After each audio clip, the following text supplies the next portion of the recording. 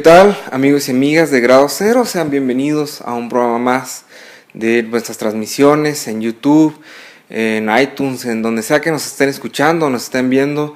Pues un gran saludo, muchas gracias por estar con nosotros. El día de hoy vamos a dialogar con el doctor José Ramón Cosío Díaz, ministro de la Suprema Corte, profesor de Derecho Constitucional en el ITAM y recientemente miembro del Colegio Nacional. Doctor, bienvenido. Al contrario, muchas gracias por esta oportunidad de platicar con ustedes y muchos saludos a todos sus seguidores. Doctor, queremos platicar con usted en un tono académico, ¿no? Sabemos que su formación principalmente ha sido en esa área. Recientemente publica un libro que se llama La Justicia Prometida. Esto es gracias al Fondo de Cultura Económica y Conaculta, que en conjunto se esforzaron por traer esto a la luz. En primera instancia, quisiera yo conocer las causas personales. Usted en el prólogo habla de que el análisis, que la investigación es de una década, 1900-1910. Pero ¿cuáles son las causas personales que lo llevan a querer adentrarse en esta época de la historia de México? Bueno, esto yo pienso, ojalá que lo pueda lograr, que sería el primer paso de un análisis de toda la historia del Poder Judicial a lo largo del siglo XX y XXI en lo que va. Entonces, este primer volumen yo lo quiero, o lo desarrollé, de 1900 a 1910. Me gustaría escribir otro que iría del 10 a 17, otro que creo que sería de 17 a 34, que es un año muy importante por el rompimiento de la Corte que hizo el general Cárdenas, otro de 34 a 40, que me parece que es un periodo que corre con mucha facilidad, y otro que sería muy largo, de 40 hasta probablemente 1994, cuando hace el presidente Zedillo la propuesta de reformas y el Congreso la aprueba. Y ya una última parte que sería pues a partir de entonces la novena y la décima época, el semanario judicial. Yo la verdad pues he dedicado por influencia en buena medida del maestro Fixamudio, de mi muy querido maestro, a analizar el Poder Judicial. Trabajo en el Poder Judicial, trabajé en el Poder Judicial con el ministro Schmil hace varios años, pero años muy importantes de formación para mí, y sí me gustaría tener una historia completa del Poder Judicial. Hay que decirlo, y yo creo que ahí sí es un problema de gustos y aficiones. Yo conozco más el siglo XX, me siento más cómodo con el siglo XX. Creo que ya es la modernidad después del proceso codificador, de los antecedentes a la Constitución que nos ha regido. Entonces yo quisiera concentrarme, insisto, en el XX y en el siglo XXI. Este momento entonces, o este gran proyecto más bien, me llevó a elegir pues la primera periodización, y la primera periodización es 1900 a 1910, son los años ya consolidados del régimen del general Díaz, hasta los inicios de la revolución. Y sí me pareció que se justificaba este corte porque empieza desde 1900 con las propuestas que se hacen por los grupos más incipientes, por la forma en que estaban ya interactuando los científicos, por la manera en que la Suprema Corte estaba actuando, etcétera. Creo que sí se justifica un corte a partir de 1900, no solo por una cuestión de inicio de siglo, de inicio de década, sino porque hay elementos materiales que sí nos podían llevar a este rompimiento temporal para iniciar desde ahí. Y esto pues es realmente el proyecto general, ¿no?, en el que estoy metido, entre otras actividades que estoy realizando. Muy bien, ahora, en esta década de 1900 a 1910, ¿cuáles serán o cuáles son los hechos históricos más relevantes, ¿no?, independientemente de lo jurídico? Porque estamos cerca de la Constitución del 17, entonces se van fraguando varios elementos ahí que me parecen muy interesantes que dialoguemos. Bueno, y como elementos interesantes está la aparición de la legislación procesal ya más acabada, un Código Federal de Procedimientos federales y procedimientos civiles después, la aparición del primer Código de Procedimientos Penales a nivel federal, Esto tarda mucho tiempo en aparecer, pero finalmente aparece. Está la reforma al artículo 102 de la Constitución, el equivalente al 107 actual nuestro, para tratar de disminuir el flujo de asuntos, sobre todo civiles, que se estaban presentando en materia de amparo, generando un principio básicamente de definitividad, como lo llamaríamos ahora. Está, me parece, ya la entronización de las élites porfiristas en la Suprema Corte y la circulación de estas élites como elementos que yo creo que son a destacar, como elementos que conforman la realidad en ese momento del Poder Judicial de la Federación. Ahora, muy bien, dentro de la vida del Poder Judicial de la Federación, la vida interna, bien es sabido que el régimen porfirista pues era totalmente central en su figura, ¿no? Sabemos que se designaban los jueces con aprobación de él, pero ¿qué pasaba o qué pasó en la vida interna? Pues realmente esta investigación es muy profunda, ¿no? Se investigó a fondo expedientes, las vidas personales en lo que se pudo. Entonces, ¿qué podemos encontrar aquí? Bueno, sí, son varios temas y son muy interesantes. Lo primero es la idea de que los fenómenos que iban apareciendo en la vida nacional se fueron a la justicia federal. Aparece el ferrocarril, aparecen los telégrafos, etcétera.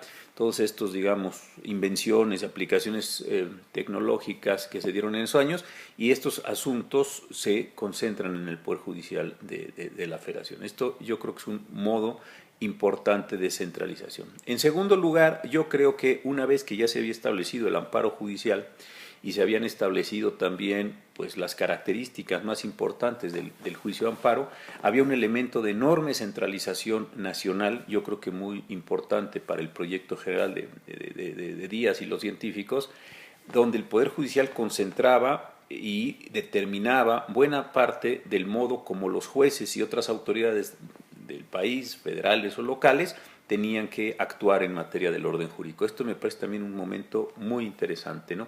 Hay una expansión de la justicia federal para que esta justicia federal, insisto, sea un modo de ordenar, un modo de articular a distintas fuerzas en el país. Ya sabemos que los gobernadores tenían una relación con el presidente, también sabemos que había jefes políticos, pero creo que algo que no se había considerado mucho es de qué manera el Poder Judicial de la Federación ayuda en el esfuerzo de centralización del régimen. Me parece una cuestión interesante. Ya también para este periodo, y está yo creo que bien explicado en el libro a través de muchísimas fuentes, uno se percata que también los ministros de la Suprema Corte de Justicia y los magistrados de los tribunales, entonces no había colegiados, nada más unitarios y juzgados de distrito, eran designados por el presidente Díaz. No es fácil encontrar toda la mecánica de designación, pero sí puede darse uno cuenta que personas que ocupaban cargos gubernamentales o cargos políticos luego iban a cargos judiciales y había ahí una especie de circulación. Y otro dato interesante en la autobiografía de don Silvestre Moreno Cora, un muy destacado ministro de la Suprema Corte de entonces, él describe cómo el presidente Díaz en un viaje a Veracruz se da cuenta de cómo estaba operando, de cómo era un funcionario hábil, el propio Moreno Cora, y le pide al gobernador que se lo mande para que integre la Suprema Corte de Justicia. Y realmente Moreno Cora cuenta ahí que se da cuenta que ha sido designado pues, cuando le avisan que ya ganó la elección, porque se acordará usted y el auditorio que los ministros en la Corte de la Constitución 57 eran electos popularmente en segundo grado. Pero entonces ahí hay una parte curiosa donde él, pues digámoslo así, le hacen la campaña, gana y viene como ministro a la Ciudad de México. Entonces yo creo que ahí hay elementos interesantes. Y después revisando algo que me pareció a mí muy interesante y divertido, que fue las páginas de sociales, tanto del periódico El Imparcial como los trabajos de doña Clementina Díaz y de Obando, que había recopilado una gran cantidad de información para ver cómo eran los encuentros y los eventos sociales en esa época. Si uno se percata que algunos ministros, no todos, pero sí algunos ministros, formaban parte de las élites sociales y participaban claramente en el Jockey Club y en otro tipo de clubes que había, como parte de, insisto, de las propias élites porfirianas. Y entonces eso se da uno cuenta. Y también un dato interesante, revisando un libro de Ramón Prida, muchos de los ministros eran concesionarios de bienes públicos, minería o minas, la posibilidad de construir ferrocarriles, telégrafos, es decir, formaban parte de un establishment, por decirlo de esta forma, y creo que eso sí comprueba tesis que se habían formulado, a veces de forma muy precisa, otras sin tanta información empírica, sobre la pertenencia de los ministros y de algunos magistrados que luego llegaron a ministros a esta conformación de las élites. Si no había una separación entre las personas, había una separación funcional, pero eso también nos puede permitir darnos cuenta que los grados de autonomía del Poder Judicial y de independencia de sus miembros pues no eran grandes. Y finalmente esto también me parece que se demuestra ya con el análisis de las decisiones que se publican en el Semanario Judicial de la Federación, en la cuarta época, que es la que yo analicé, donde sí también uno ve que hay pocos grados de separación en este sentido. Sí se puede demostrar que hay una eficacia del juicio de amparo en algunos aspectos, en algunos casos de la leva, en algunos actos muy arbitrarios que se presentan ahí sobre cobros de impuestos o venganzas políticas, pero digamos, hay una eficiencia del amparo para proteger casos individuales. Lo que sí también se percata uno es que el Poder Judicial de entonces y la Suprema Corte de la cabeza no fueron unos grandes constructores de una teoría acusacional, de una simbología acusacional que le pudiera hacer efecto al general Díaz, ¿no? Eso me parece que es interesante en el libro. Bien, ahora, analizando esta época, ¿habrá alguna cuestión positiva, algo que aprender para bien de esta época? Porque bien sabemos, y a lo largo del libro, usted manifiesta pues, diversas críticas, ¿no? Denunciar esta cuestión de que estaban asimilados los poderes en una persona, y entre otras cosas, ¿no? Pero bueno, ¿realmente habrá algo rescatable que podemos traer a la actualidad para bien? Yo creo que sí. La primera cuestión que a mí me llamó mucho la atención es la aparición del Código Federal de Procedimientos Penales. Hasta 1906, fíjense lo tarde que es, los procedimientos o procesos penales se llevaban conforme todavía a la legislación española, preindependentista, y a legislación muy antigua. Entonces, si usted analiza, hay disposiciones muy antiguas con las que se llevaban los procesos. Entonces, la aparición de esa legislación yo creo que es muy relevante. Segundo, insisto, el amparo sí tenía características sofisticadas, no era un juicio ahí mal hecho, al contrario, tenía una protección individual para casos individuales, muy en la lógica liberal individual del 19, para personas concretas que estaban ahí actuando. En tercer lugar, se aprobó por primera vez la ley orgánica del Poder Judicial de la Federación, muy ordenada, muy buena esta legislación de un señor, fue subsecretario de Justicia de apellido Novoa, una legislación muy bien hecha. Y yo creo que también se enfrentaron con el problema de la renovación del juicio de amparo y particularmente con el qué hacer con la enorme cantidad de asuntos que se estaban acumulando del amparo judicial, aquello que denunció don Emilio Rabasa, bien denunciado como la imposible tarea de la Corte. Entonces yo creo que sí hay elementos importantes en el periodo, elementos técnicos, elementos de protección fina, que sí estaban bien desarrollados, estaban bien construidos. Ahora bien, un tema que trata en el libro es la cuestión del acceso a la justicia, ¿no? En aquel momento se había legislado y se le exigía a los abogados litigantes que para poder presentar una promoción tenían que anexar un timbre, ¿no?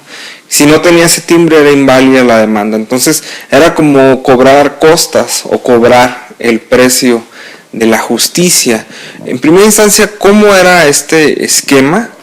Y realmente, ¿en qué parte logramos tener lo que hoy se considera el acceso a la justicia gratuita, ¿no? Lo que es lo que vivimos hoy.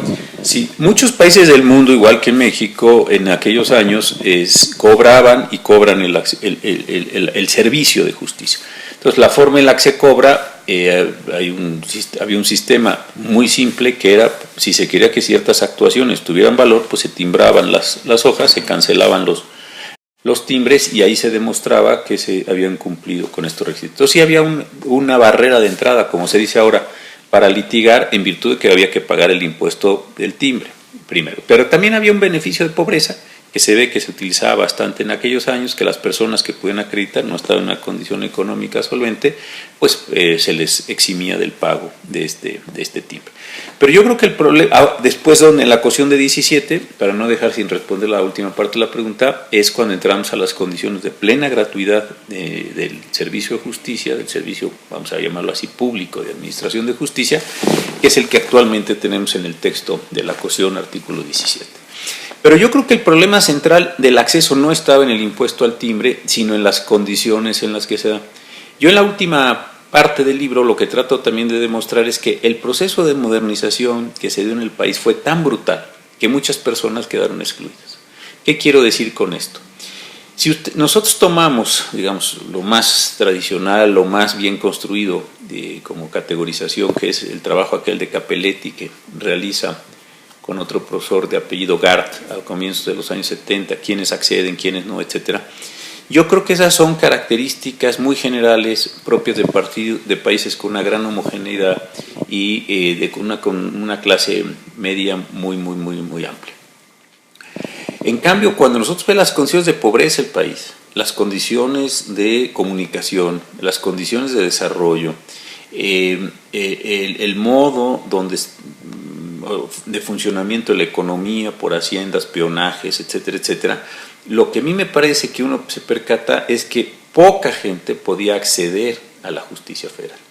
Yo tomé los datos de don Moisés González Navarro, las estadísticas sociales del Porfiriato, que son unas series increíblemente amplias y muy bien construidas de datos, sobre cuántos abogados había por ciudad, cómo era la composición de la ciudad, dónde estaban los juzgados de distrito, cuál era la relación entre los juzgados de distrito y los ferrocarriles, los caminos que había entonces, en fin, todo esto para tratar de demostrar que lo que se dio con los procesos de codificación, empieza en los años 70, lo que se dio con la jurisdiccionalización, si se puede hablar así, de estos casos, fue un proceso de modernización tan brutal, que muchas personas quedaron excluidas de ese acceso a la justicia. No solo, y con esto termino esta pregunta, no solo porque no pudieran pagar el impuesto al timbre, sino que adicionalmente porque había una serie de barreras físicas, económicas, culturales, intelectuales, que impedían que las personas participaran en los procesos judiciales. Ahora bien, recordando que del análisis que usted hace, pues a los 7 años después surge la Constitución del 17. Y yo quisiera saber, de la época que usted ha estudiado, ¿qué elementos quizás se incorporaron textualmente en la Constitución? Ya sea como evitar que vuelva a suceder o como alguna práctica positiva que haya quedado en el documento original de la Constitución del 17. Sí, son varios. El primero yo creo que tiene que ver con las limitaciones al amparo judicial, que decíamos, en realidad lo que estaban diciendo no es que no hubiera amparo judicial. Recordemos que en esa hora competían el amparo judicial y la casación, y el amparo era mucho más simple en su forma de tramitación. Esto creo que lo ha demostrado muy bien el doctor Fixamudio, y el amparo terminó por desplazar a la casación. Entonces, yo creo que la primera cuestión es dejar al amparo como un medio general, muy omnicomprensivo de soluciones. Yo creo que esa es la primera. La segunda es bien interesante y yo creo que tiene que ver con la prohibición en los artículos transitorios del texto original de 17 de establecer la Secretaría de Justicia. Si uno ve la Secretaría de Justicia así en bulto, pues yo creo que era un órgano eficiente, pero ya viendo los informes que al finalizar cada año debieran presentar los secretarios de Justicia, que no siempre lo hicieron, luego acumularon por varios años, pero había unos informes, están todos los informes aquí, yo los consulté en la biblioteca de la Secretaría de Hacienda, la Ley de Tejada. Ahí lo interesante es ver cómo se daba la administración efectiva del Poder Judicial. Yo creo que la Corte se administraba prácticamente sola. Se le daba un presupuesto y la Corte hacía con ese presupuesto lo que tendría que hacer, básicamente pagar sueldos y los gastos de operación, mantenimiento, etc. Pero la Secretaría de Justicia funcionaba, toda proporción guardada, como hoy funciona el Consejo de la Judicatura respecto de jueces y magistrados. Entonces yo creo que una parte muy importante de las críticas que se hicieron al porfiriato es la falta de autonomía de jueces y magistrados. Ahora bien, si esa era la realidad, como yo creo que es, o simplemente el imaginario colectivo, pues la falta de independencia, yo creo que mucha gente también en el entonces se la acabó atribuyendo a la Secretaría de Justicia. Y por eso se pone expresamente, cosa que es un poco extraña, en la Constitución que se suprime la Secretaría de Justicia. Entonces, esa parte me pareció interesante. La tercera, que yo creo que también producto de la desconfianza que se había dado con el aparato judicial, se dice que las audiencias de la Suprema Corte serán públicas, que todavía lo tenemos y por eso sesionamos de esa manera, estamos en internet, ya se sabe. Entonces, creo que ahí hay elementos interesantes de arreglo, de sofisticación, de la manera en que la Suprema Corte tenía que tener. Y creo que también al haberse promulgado la ley orgánica del Poder Judicial, pues se ordenó bastante bien el fenómeno judicial y parte de esa ordenación es la que se traslada también, así sea incipientemente, a la Constitución del 17. Muy bien, ahora bien, yo quisiera hacerle una pregunta un poquito más personal, ¿no? Aquí en mis manos tengo lo que es su primer libro. Y fue mi tesis doctoral. El Estado Social y los Derechos de Prestación. Yo quisiera saber cuál es la diferencia, qué tanto ha cambiado el académico José Ramón Cosío Díaz de cuando ha publicado este libro a uno de sus últimos libros, que es La Justicia Prometida. Muy interesante. A ver, yo cuando fui a hacer el doctorado a España, tenía pues las lecturas básicas de la licenciatura en Colima, las lecturas que hice aquí durante 2 años que estuve viviendo en México e hice los estudios de maestría en la Universidad Nacional, el tiempo que fui asistente de investigación del doctor Fix Zamudio, y con esas herramientas básicamente me fui a España.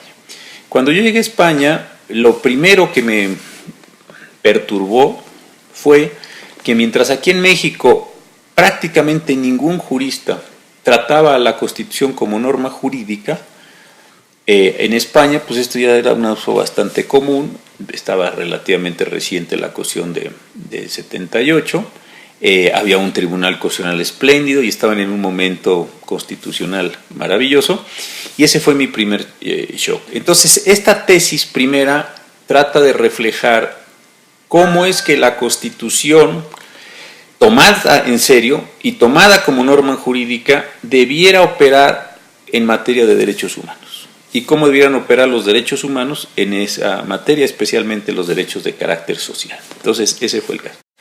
Yo cuando regreso, y en esa tesis lo que a mí me enseñó mi director de tesis, que es Manuel Aragón, es a problematizarlo todo. Él me decía, tú no des nada, por supuesto, tú problema, ¿y qué querrá decir? ¿Y qué querrá decir? ¿Y qué querrá decir? ¿Y qué querrá decir? ¿Y qué querrá decir? Yo entonces creo que tomé un estilo un poco, pues a veces un poco pesado, que es de un problema, decir, bueno, este problema admite a su vez 5 posibilidades y estas 5, la posibilidad, uno de las 5, entonces de repente es una especie de árbol que yo creo que genera un sistema, pero sí tiene un proceso complicado. ¿Dónde cambié yo mucho? Yo cuando regresé a México tuve la suerte de encontrarme en la Suprema Corte, trabajando para el ministro Carpizo, pero adicionalmente una cosa que fue muy favorable para mí, haber sido educado en Kelsen, con un enorme rigor, por el ministro Schmid. Entonces, mi tesis doctoral no tenía este pensamiento tan formalizado y después lo adquirí. Pero por una razón de una, digamos, inquietud, de interés desde joven, poco a poco ese pensamiento formalizado de Kelsen le fui yo introduciendo elementos materiales. Y eso es lo que traté de hacer en el último capítulo del libro aquel Cambio Social y Cambio Jurídico que publiqué hace ya varios años. Y eso yo creo que sí está reflejado en este libro sobre la justicia en el porfiriato, la justicia prometida en esos años. ¿Por qué? Porque sí creo que tiene un pensamiento formal de distinguir normas de distinta jerarquía, de la función normativa, etcétera, y, muy importante, adicionarlo con una serie de lecturas de historia, de sociología, etcétera, que yo pues, he hecho un poco por mi cuenta o guiado por algunas personas que me han educado en estas materias. Entonces, sí creo que hay un cambio en ese sentido importante. Y otro, que yo tengo un creciente afición por la historia del derecho, no soy un profesional de la historia del derecho, eso lo digo en el comienzo del libro, porque yo soy muy respetuoso de quienes sí son profesionales de la historia del derecho, pero me parece que una persona que se dedica a trabajar con el derecho y que pues participa en la institución judicial más importante del país, puede decir algunas cosas desde esta óptica más jurídica que histórica, pero acompañándose de unas herramientas. Yo creo que ahí más o menos describo la evolución de lo que me ha pasado en estos años, ¿no? Muy bien. Ahora otra cuestión un poco más de actualidad, de la vida jurídica. Como bien sabemos, tiene ya algún tiempo, más o menos un año, que se resolvió una contradicción de tesis, la 293, que matiza un poco el contenido de la reforma. Pero académicamente, ¿cómo afrontar ese contenido de esa resolución judicial en el sentido de, pues, ha dado algunas condiciones nuevas de cómo llevar a cabo los derechos humanos, el principio pro persona, porque si bien es cierto, lo que pretende hoy el Estado constitucional, pues es que su pilar principal sean los derechos humanos, ¿no? Entonces, resoluciones como esta, pues, ¿cómo habría que tomarlas, ¿no? Por decirlo de alguna manera? Sí, yo, como usted sabe, yo voté en contra de ese asunto precisamente por las razones que señala. Yo no encuentro que pueda haber un tema de restricciones en la Constitución que haga o que termine por desplazar a los derechos humanos de fuente convencional frente a los derechos y restricciones de fuente constitucional. Esa parte yo estoy en contra. Pero yo creo que la única manera en la que se logra esto es o presionando para cuando se den los cambios de integración de la Suprema Corte de Justicia lleguen personas más favorables, cosa que pasa en todos los países del mundo. Este es un ejercicio democrático bastante simple, o llevando a cabo análisis jurídicos precisos, académicos, serios, para demostrar que aquello que se dice que no es una restricción y que no afecta, sí afecta, y que aquello que se dice que no es jerarquía, sí es jerarquía. Es decir, yo creo que hay que desenmascarar el lenguaje mío o el lenguaje de cualquiera de los jueces cuando se piense que estamos diciendo cosas que no corresponden con la realidad, porque nominar a una cosa como progre o nominar a una cosa como que no tiene restricciones, como que no genera efectos jurídicos, es una cosa, y demostrar que independientemente cómo se le llame, sí los genera, eso es otra cosa muy distinta. Entonces yo creo que respecto de esta y otras muchas cosas que hacemos los jueces, sí debe haber una crítica social y sobre todo una crítica profesional mucho más particular. Ideas como las que ustedes tienen en este medio, es muy bueno, pero sí me parece que debiéramos multiplicarlas para que en revistas, semanarios especializados, etcétera, etcétera, etcétera, la profesión sí analice, sí enfrente, digámoslo, de esta forma, lo que el discurso de los propios jueces, no solo de los ministros, para efecto de demostrar, insisto, que aquello que dicen que no se pasa, sí pasa. Y la forma más simple es primero desmontar el discurso en términos de categoría, y la segunda, y creo que es más fácil todavía, demostrar que aquello que se llamó restricciones y que se supondría no tener un efecto práctico, sí lo ha tenido en los asuntos A, B, C y D. Yo el que tengo muy claro es geolocalización, cuando también la mayoría de la Suprema Corte declaró que geolocalización no tenía ningún problema de constitucionalidad ni convencional, cuando me parece a mí que claramente lo tenía, ¿no? Ahora bien, ya para concluir esta conversación, en su parte profesional, académica, ¿qué vamos a ver dentro de poco? ¿Qué trabajo se está haciendo en proceso? ¿Hacia dónde se perfila José Ramón Cosío? Bueno, yo tengo varias cosas simultáneamente. Pronto, el editorial Porrúa, con la generosidad que tiene siempre don José Antonio Pérez Porrúa, con muchos de nosotros, vamos a ver una compilación de las obras completas de don Felipe Tena Ramírez que hice con el profesor Rafael Estrada Mitchell. Ese yo creo que es un trabajo bien interesante, son casi 2000 páginas. Yo hice un estudio introductorio de lo que hizo Tena en materia de constitucional y amparo, luego toda su obra, y luego Rafael, que es un historiador espléndido, hizo la parte de historia general y de historia jurídica de don Felipe. Eso saldrá pronto. También con Eduardo Ferrer y Raúl Mejía estamos por publicar yo creo que va a ser el primer libro que explique integralmente a través de varios colaboradores el nuevo juicio amparo. Esos son dos que vienen por allí pronto. Luego también estoy trabajando con el profesor Silva Herzog una obra por encargo del Fondo de Cultura Económica, donde estamos revisando el pensamiento de los autores que mejor trabajaron, que son más conocidos y que están muertos. Esta es una condición importante en la Constitución del 17. A mí me tocó justamente Tena Ramírez y estoy trabajando en ese tipo de cosas. Y también estoy buscando y estoy empezando a hacer ese tipo de trabajo, una obra donde trate yo de entender en el momento actual, a poco más de 2 años, ya menos de 2 años, a poco menos de 2 años, de la celebración del centenario de la Constitución 17, cómo está armada, para qué está sirviendo, para qué no está sirviendo la función judicial en el país. Entonces, pues sí, sigo yo muy activo porque pues me gusta investigar, me gusta entender. Y yo antes de llegar a la Corte oí una frase de un muy importante pensador que decía que lo que a él hacía en la mañana profesionalmente lo escribía en la tarde, y lo que escribía en la tarde le servía, y lo que reflexionaba en la tarde y escribía en la tarde le servía para su trabajo profesional en la mañana. Entonces yo creo que he podido encontrar de alguna manera esta forma de trabajar, donde lo que veo en la Corte me anima para mis reflexiones académicas y mis reflexiones académicas me animan para mis posiciones judiciales. Yo finalmente creo que ahí, para bien y para mal, no estoy diciendo que esto sea perfecto ni nada, y eso ya cada quien lo juzga, pero yo sí me siento satisfecho con esta combinación que me genera pues un doble trabajo, ¿no? Trato de decir en los libros y en las sentencias lo mismo, y comunicarme en estos dos mundos que a veces se separan y dan una impresión un poquito ahí esquizofrénica, pero he tratado en la medida de lo posible de hacerlo, y eso, insisto, los resultados cada quien los juzga, pero yo a nivel de satisfacción personal me siento muy contento con esa forma.